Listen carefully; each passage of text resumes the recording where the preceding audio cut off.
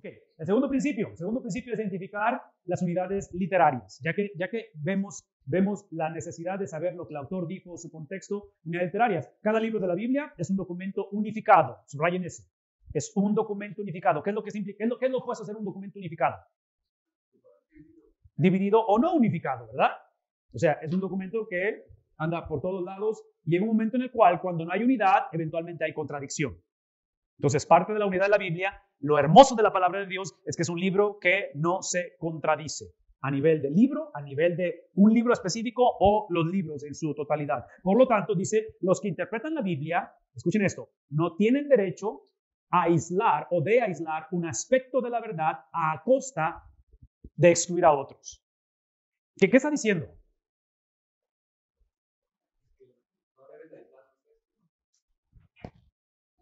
¿Y cuándo es cuando potencialmente tenemos esa tendencia para hacer eso?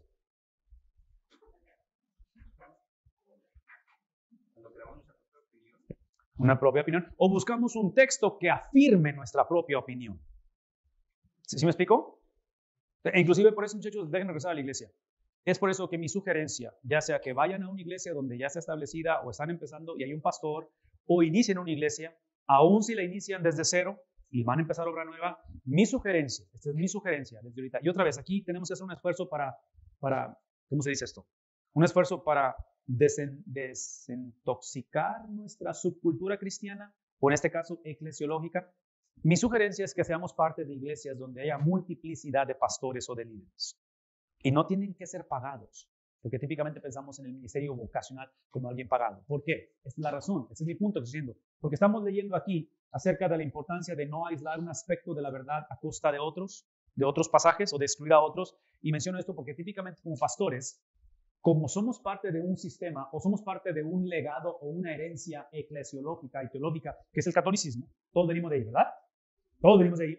En la iglesia católica, por cientos de años, existe una división entre el clero y el laico. Eso nosotros en doctrina y teoría no lo creemos, pero en la práctica sí lo hacemos. ¿Por qué? Porque cuando hablamos de la predicación o la enseñanza de la Biblia, cuando no hay pluralidad de liderazgo, los pastores, los predicadores, los maestros, necesitamos tener personas a nuestro alrededor calificadas, ¿sí? No puedo dejar de enfatizar eso porque es lo que le enseña. Calificadas, bajo lo que Pablo establece y la Biblia establece de quién califica, personas que cuestionen saludablemente nuestra teología y nuestra predicación. Porque hay una palabra que se dice punto ciego cuando manejas en los espejos retrovisores. ¿Qué significa el punto ciego? Que no se ve, por eso es ciego, ¿verdad? Es un punto en el cual no lo puedes ver, a menos de que voltees, ¿me explico? Tienes que voltear para ver si no está el vehículo ahí en ese ángulo donde es imposible de verlo con el espejo retrovisor. Todos sin excepción, porque estamos condicionados culturalmente, todos tenemos, teológicamente hablando, todos tenemos puntos ciegos. Entonces, yo necesito tener relaciones saludables, necesito tener un equipo de hombres y de mujeres, yo argumentaría mujeres también, en los cuales cuestionen mi teología, mi metodología de predicación, porque todos sin excepción vamos eventualmente a aislar pasajes de la Biblia a expensas de otros. ¿Sí? Entonces, eso es lo ideal. Por lo tanto, debemos de esforzarnos por entender el propósito del libro particular a estudiar antes de que intentemos interpretar sus unidades. ¿Sí captamos eso? El propósito del libro, una vez más, cuando estos hombres y mujeres escribieron esos libros, ¿sí? Ellos en su mente escribieron con un propósito. El libro, antes de que entremos en las unidades, antes de que hablemos de unidades literarias individuales. Las partes individuales, capítulos, párrafos, versículos, no pueden significar algo que la unidad completa no significó. ¿Sí? No puede haber contradicción en ello. Por lo tanto, ven lo que está diciendo.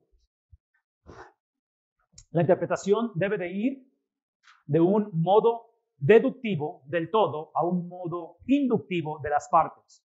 Esto implica, este comentario de guía de estudio está diseñado para ayudar al estudiante, al lector, a analizar las estructuras de cada unidad literaria por párrafos. En otras palabras, tal vez la manera más fácil para mí de explicar esto es así en general, ese es un principio en general, de que nosotros no debemos de construir doctrinas bíblicas en versículos.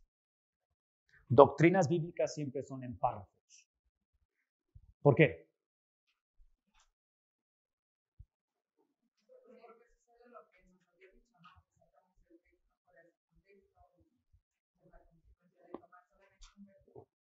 O varios versículos de diferentes partes del libro.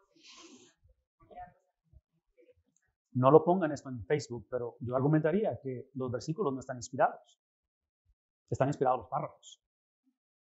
Es obvio que están inspirados. Simplemente estoy diciendo que simplemente tengamos cuidado con simplemente agarrar un versículo.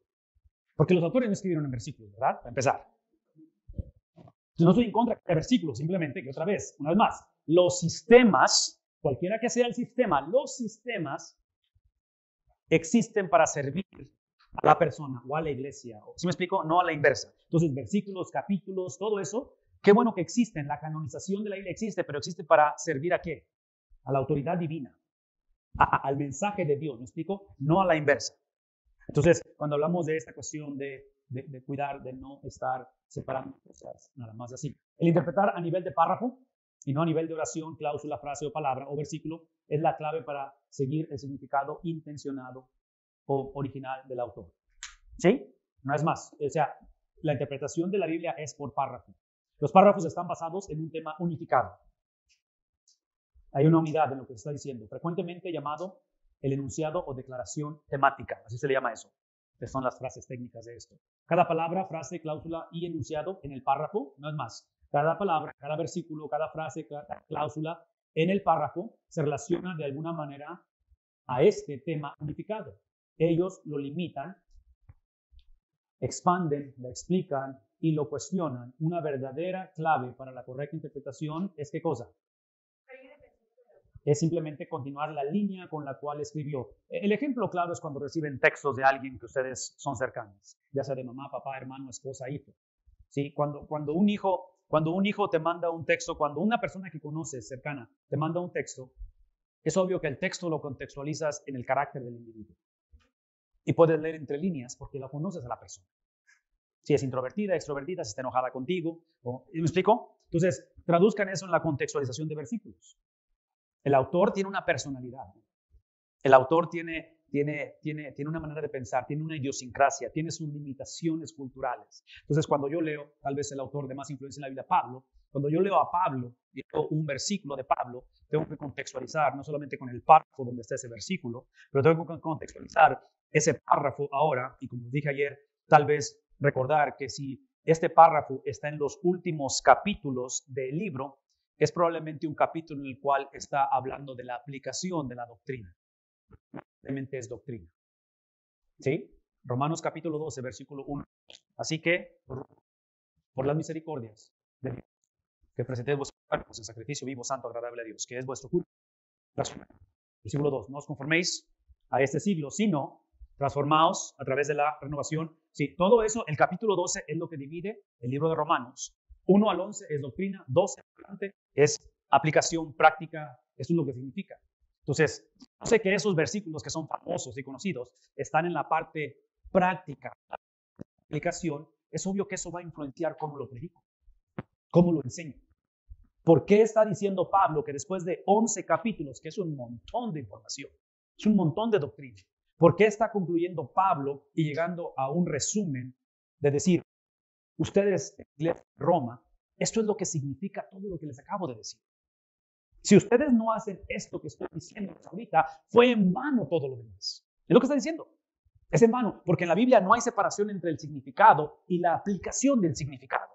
Entonces, traduzcan eso en lo que estamos diciendo aquí, porque en este caso, observen la unificación que hay en todo ello, y es por eso que dice aquí otra vez, cada frase, cada cláusula, obviamente está contextualizado de alguna manera con ese tema unificado. Ellos lo limitan, otra vez lo expanden, lo cuestionan, y la clave aquí es seguir el pensamiento del autor original.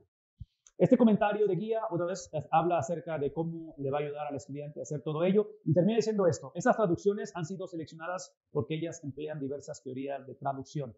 Estas son las traducciones que él va a usar para el comentario, nada para que sepan, que va a usar el texto griego, en lo cual usa la Reina Valera, y te les voy a mostrar cómo es que la usa. Biblia de las Américas, va a usar la Biblia la versión Dios habla hoy, y va a usar la Biblia de Jerusalén, que es una versión católica, obviamente. Tercer principio, rápidamente. Este tercer principio en leer la Biblia es diferentes traducciones para poder obtener el más amplio rango del significado. Ahora ya entramos en el uso de múltiples traducciones. Ahí es donde la página que les dije hace un momento, Gateway Bible, es la que ayuda mucho porque ya te da todas las versiones ahí electrónicamente. Entonces, un rango amplio de significado que las palabras bíblicas o las frases pueden tener. Estas diferentes traducciones, dice, resaltan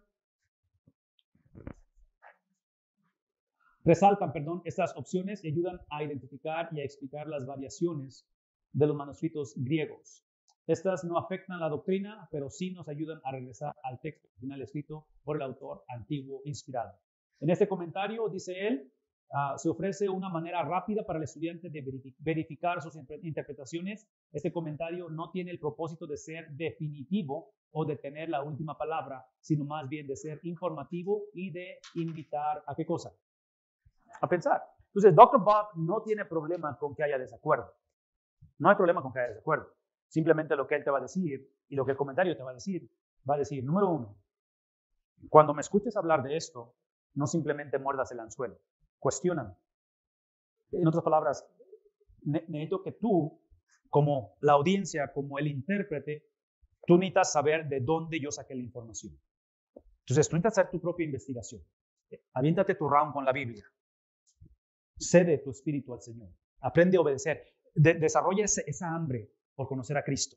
No simplemente por hacer una palomita y un checklist de que ya vine a la iglesia, escuché un sermón o me aventé un podcast donde estoy aprendiendo de alguien más. Es importante hacer eso, pero todo eso son medios para algo más grande que es la persona de Cristo, que sea reflejada en mi estilo de vida, ¿verdad? Entonces, en este caso, cuando me escuchas, ¿sí? Predicar o enseñar, Él te va a decir, tienes que checar lo que estoy diciendo. No simplemente porque hablo en el nombre de Dios, automáticamente lo hace veraz, porque hoy en día muchos hablamos en el nombre de Dios. Entonces, está invitando a pensar con frecuencia. Las otras posibles interpretaciones nos ayudan a no ser tan parroquiales, dogmáticos o, en este caso, nuestra denominación, que tiene más influencia que la palabra de Dios muchas veces. Todo intérprete debe de tener una amplia gama de opciones interpretativas para reconocer cuán ambiguo puede ser el texto antiguo. ¿Qué significa eso? En otras palabras, mi pregunta es, ¿existe ambigüedad en la Biblia?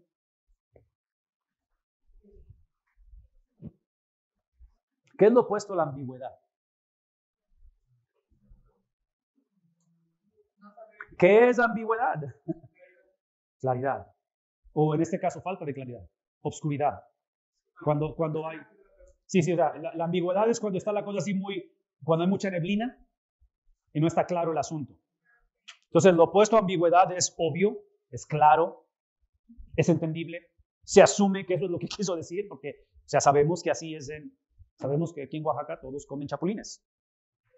Eso no es ambiguo, ¿verdad? Es algo normal. Es cultural, se acepta. Entonces, mi pregunta en cuestión de la Biblia, ¿hay ambigüedad en la Biblia? Sí hay ambigüedad. No es porque Dios sea ambiguo. ¿Por qué hay ambigüedad en la Biblia? ¿Por qué?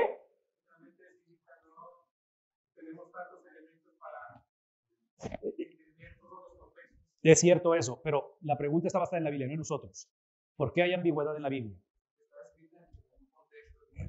Porque los autores hablaron dentro de sus limitaciones geográficas, culturales, históricas, de lenguaje. ¿Me explico? Entonces, este es mi argumento. Aquí está mi argumento. La ambigüedad de ciertos pasajes de la Biblia y la ambigüedad que es el producto de la intervención humana, en mi opinión muy personal, es la plataforma necesaria para recordarnos que la autoridad de la Biblia no está basada en por qué estos hombres tuvieron una intervención divina con Dios. Está basada en que aún Dios usó hombres con limitaciones. Entre más recuerdo y veo las limitaciones de los autores, más enfatiza la divinidad de Dios. ¿Sí captamos eso? Entonces, esta cuestión de ambigüedad, inclusive yo sé que yo vieron a Dr. Bob hablar acerca de ciertas cosas que en un momento dado pone tela de duda de que, entonces este pasaje no está inspirado. ¿Sí me explico? Si tú observas, si ustedes tratan de buscar, por decir, Marcos 16, y tratan de buscar el comentario de Dr. Bob en Marcos 16, no lo van a encontrar, porque él te va a decir, no es inspirado. ¿Sí? ¿No? Ahora mi pregunta es esto, ¿cambia eso la autoridad de la Biblia? No. Eso simplemente afirma de que en las limitaciones humanas, en la ambigüedad del hombre, en la imperfección del hombre, e inclusive, otro paréntesis antes de darles un descanso. Una cosa que a mí me llama la atención, y siempre me llama la atención, es que cuando lleguemos a morir, y hablamos ayer acerca de la diferencia entre resucitación y resurrección, cuando experimentemos la resurrección de nuestros cuerpos y moremos con Él para siempre, una de las cosas que la Biblia no lo dice, pero lo implica, es de que cuando estemos en el cielo vamos a seguir siendo criaturas con una mente finita.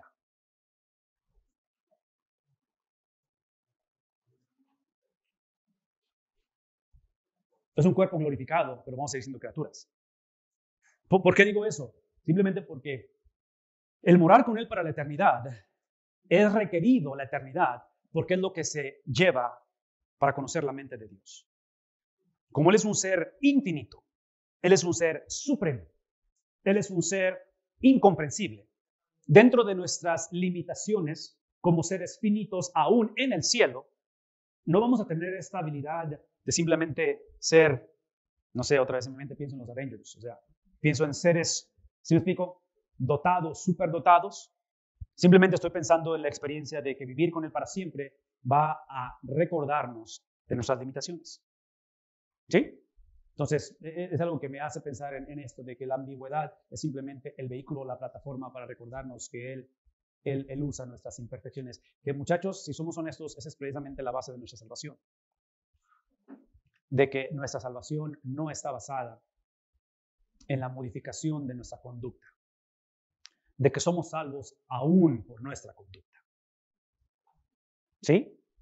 Cuando pensamos que nuestra conducta es la evidencia de la salvación, de lo cual no estoy en contra que la conducta mejore o se modifique, debemos de caminar en similitud a Cristo, pero aún cuando veo la conducta del cristiano, veo mi propia conducta, sin sonar de que estoy fomentando la conducta pecaminosa o de rebeldía, es simplemente que el ancla de nuestra salvación está basada en alguien más aparte de mi persona. ¿Qué implica ello? Eso implica que la pregunta no puede continuar siendo si el cristiano pierde la salvación.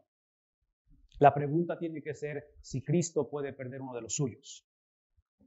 ¿Sí vemos la diferencia? Porque cuando tú preguntas si el cristiano puede perder la salvación, casi implica, si no es que lo implica, que la salvación depende del cristiano. Y la salvación nunca dependió del ser humano. ¿Cómo lo sé eso? Génesis capítulo 15. ¿Quién caminó en ese pacto en la sangre? No fue Abraham, fue Dios. Que entre paréntesis, otro paréntesis, porque le dije que ya los iba a dejar ir, pero les eché mentiras.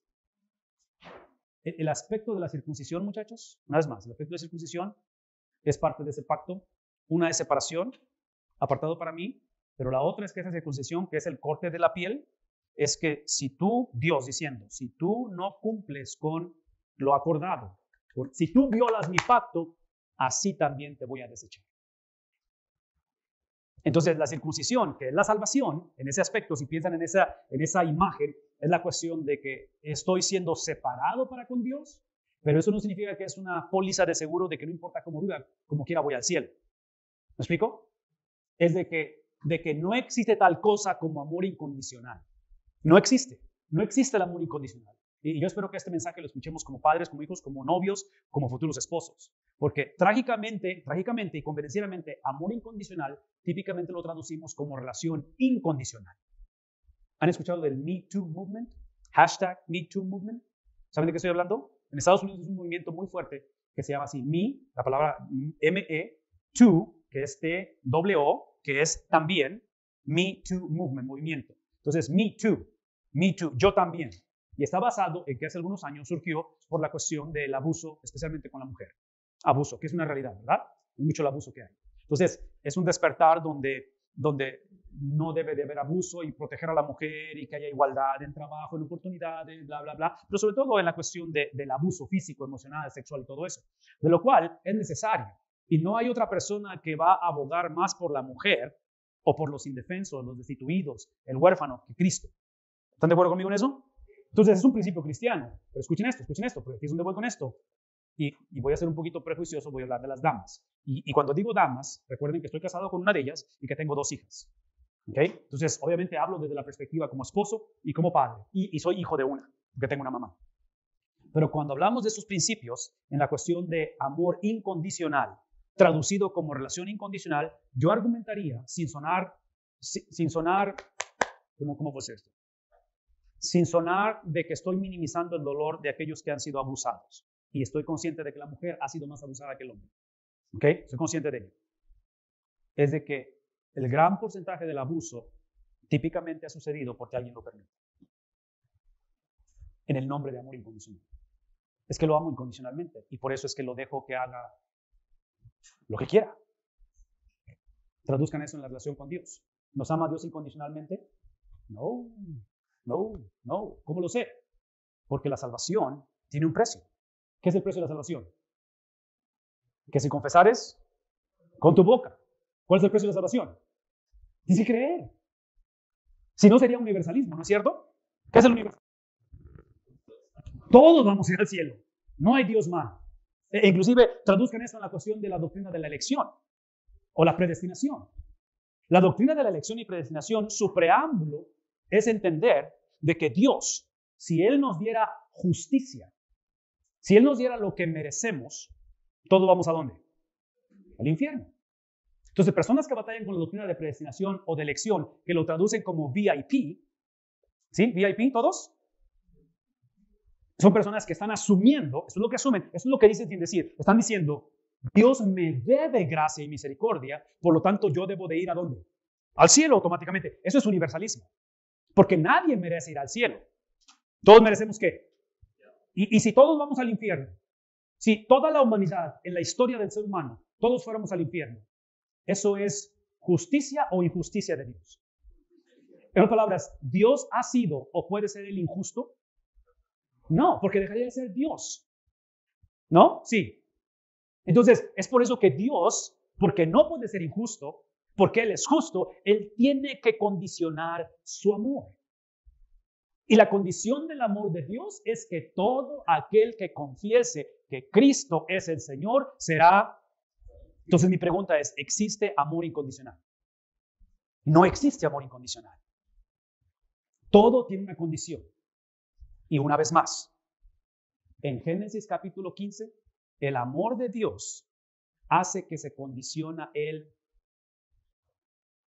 a sí mismo. Porque en Génesis capítulo 15, Él dice, si este pacto que estoy haciendo contigo, Abraham, no se cumple, no tú, pero yo soy maldito. No tú, pero yo dejo de ser Dios. ¿Es una condición eso? Él se está condicionando a sí mismo. Es lo que está haciendo el Señor. Por lo tanto, lean ¿qué? Capítulo 27, 28, 29 de Deuteronomio. ¿Recuerdan esos pasajes? De las bendiciones y maldiciones al poseer la tierra prometida. Y literalmente, el Señor le dice al pueblo de Israel, si ustedes se prostituyen y hacen lo que estos están haciendo, les va a pasar exactamente lo mismo. Entonces, ¿cómo casamos a un Dios que otra vez en Éxodo capítulo 20, cuando da la ley, es el Dios que dice, te doy la ley no para que seas mi pueblo, pero porque eres mi pueblo, porque te amo, ¿verdad?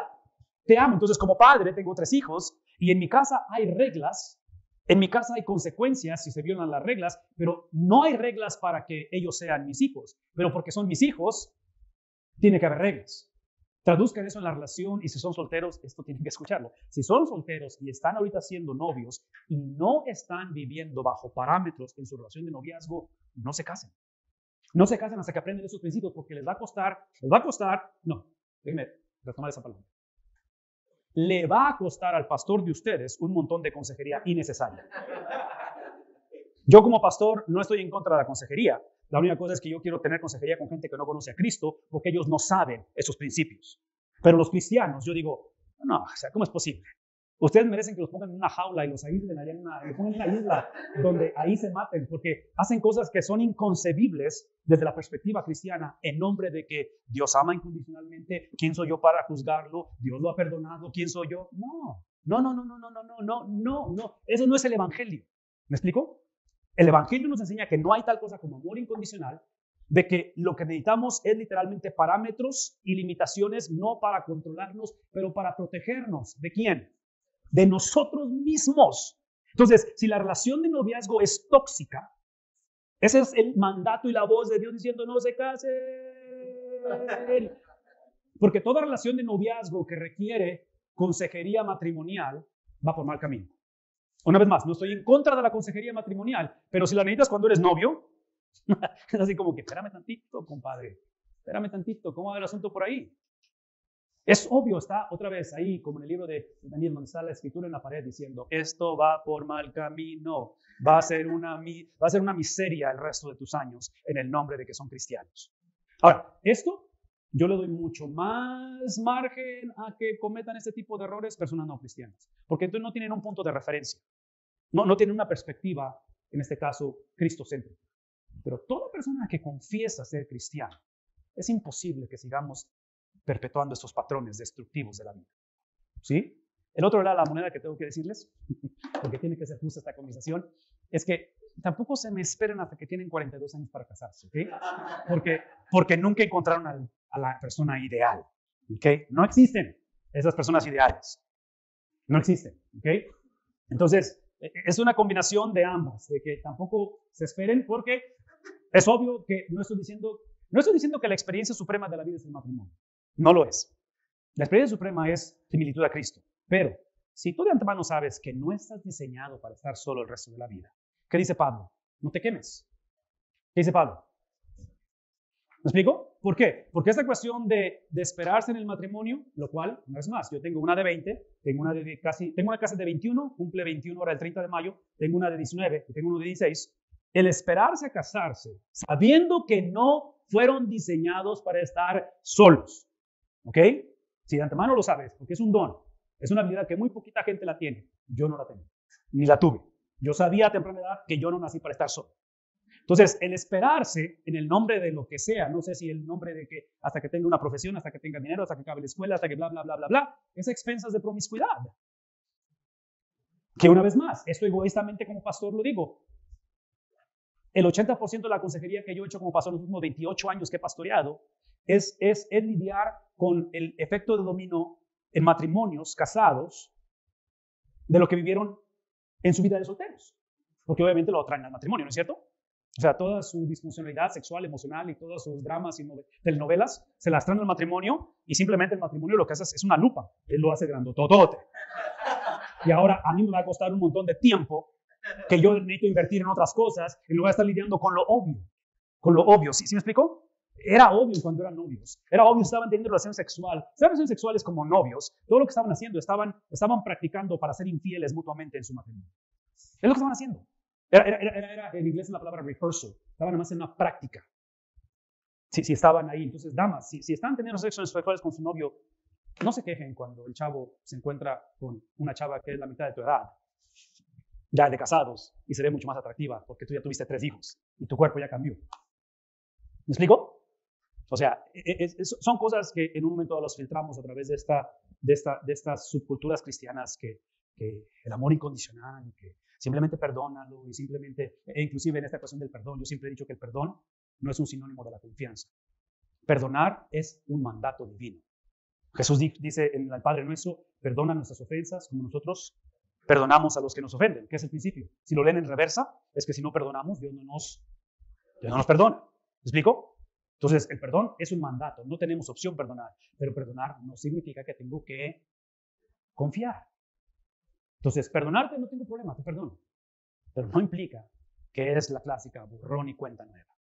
Por eso, inclusive, cuando hay infidelidad en el matrimonio, en la conversación, porque obviamente es una conversación de demasiado dolor, de devastación, es devastador cuando una persona pasa por una infidelidad, llega un momento en el cual la conversación, la persona o la víctima tiene que ser confrontada con esto, eventualmente, en el proceso de sanidad. Una es de que no traduzca a la víctima y haga por inercia un sinónimo de perdón y confianza. En mi experiencia de muchos años en el ministerio, el patrón que es predecible, asumiendo que la mujer es la víctima, es que cuando hay infidelidad, y no sé si lo han visto, espero que no lo conozcan esto, pero lo que típicamente hace la víctima es que se embaraza y le da un hijo a su esposo, a quien le engañó. ¿Por qué? Para que no se le vaya. Porque típicamente la víctima se echa la culpa a sí mismo. y dice, yo fallé, algo hice. ¿Qué hice? ¿Por qué él se fijó en alguien más? Se fijó porque es un sinvergüenza. Esa es la razón. Esa es la razón, no hay otra razón. ¿Me explico? Se fijó porque no teme a Dios. Se fijó en alguien más porque estuvo dispuesto a violar el pacto divino pensando que otra vez, como no puedo perder la salvación, ¿me explico? Como quiera voy al cielo. En fin, esa mentalidad destructiva de que Dios ama incondicionalmente.